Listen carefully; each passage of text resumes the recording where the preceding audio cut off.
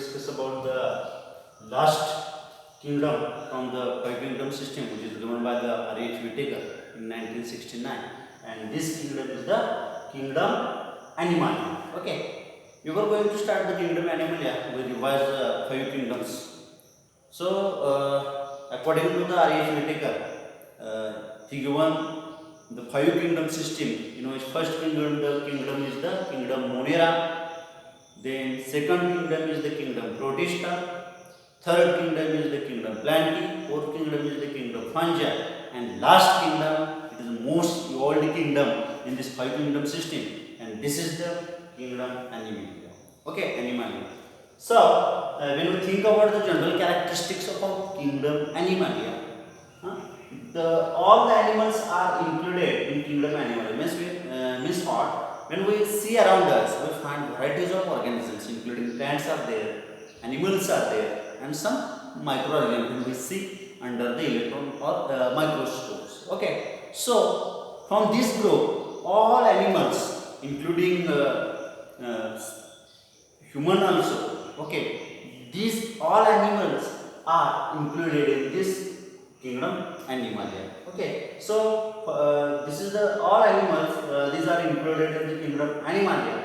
Then these are eukaryotic multicellular organisms. Means what? According to the basic criteria which is given by the R.H. Whittaker, in which first is the cellular organization, and the members of kingdom Animalia follow the eukaryotic cellular organization, and whatever organization is the multicellular. That's why these are eukaryotic multicellular organism. म्हणजे हे kingdom Animalia मध्ये तुम्हाला eukaryotic सेलचे multicellular organisms याच्यामध्ये दिसणार आहे.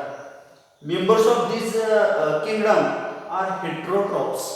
We know that there are different types of there are different modes of the nutrition in which autotrophs are there.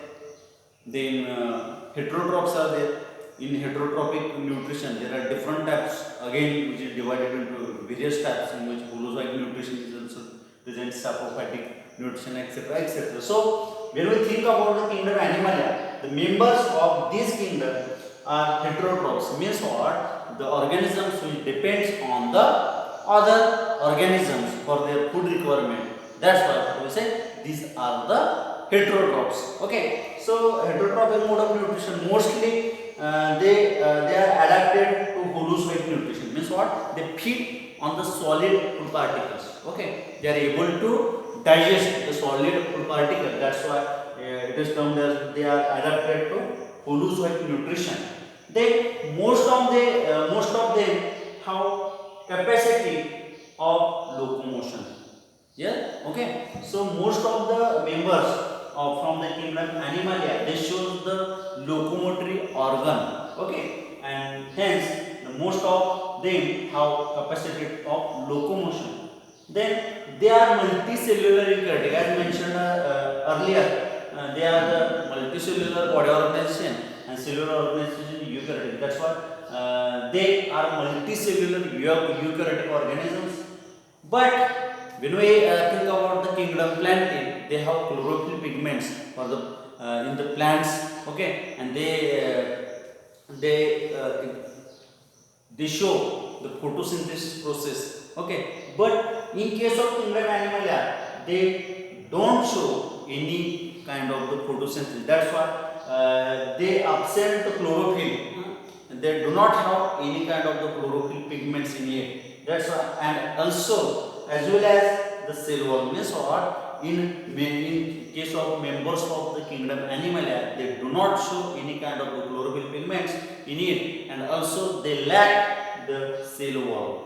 त्याच्यामध्ये cell wall present नसतो, आणि cell wall तुम्हाला प्लांट सेल मध्ये दिसून येणार आहे, जो सेल्युलोजने तयार झालेला असतो. ओके, पण ॲनिमल मध्ये सेल वॉल, सेलचा आउटरमोस्ट कव्हरिंग नसतं, त्याच्यामध्ये सेलचा आउटरमोस्ट कव्हरिंग प्लाझ्मा किंवा सेल मेम्ब्रेन हे असतं. ओके, आणि ह्या मेंबर्स ऑफ ॲनिमलमध्ये तुम्हाला ग्रोथ इज डिटर्मिनेट, तुम्हाला एक स्पेसिफिक एजपर्यंत ग्रोथ तुम्हाला दिसणार, म्हणजे त्याची जी ग्रोथ आहे ते डिटर्मिनेट आहे.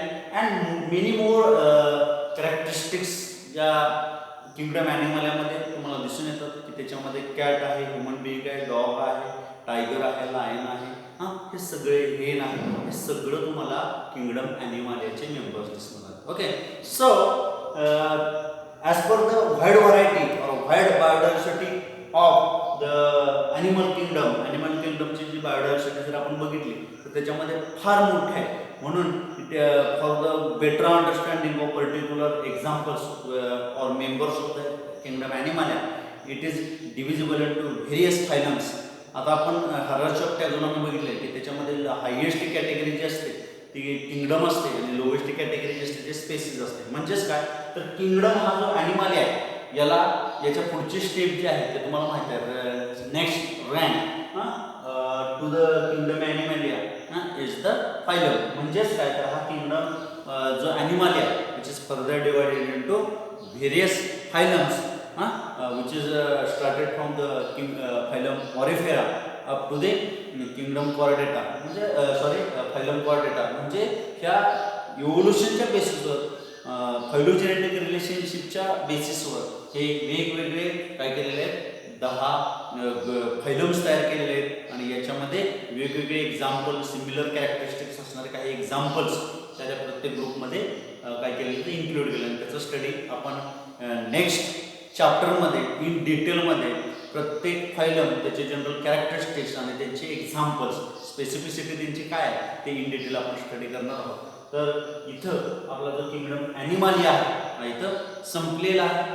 इथं I hope all of you understanding very well. तुमच्या लक्षात आलं असेल अशी अपेक्षा करतो. आणि कोणत्याही प्रकारचा प्रश्न असेल तर तुम्ही मला व्हॉट्सअपवर विचारू शकता, शेअर करू शकता. ओके, आपण इथं थांबू.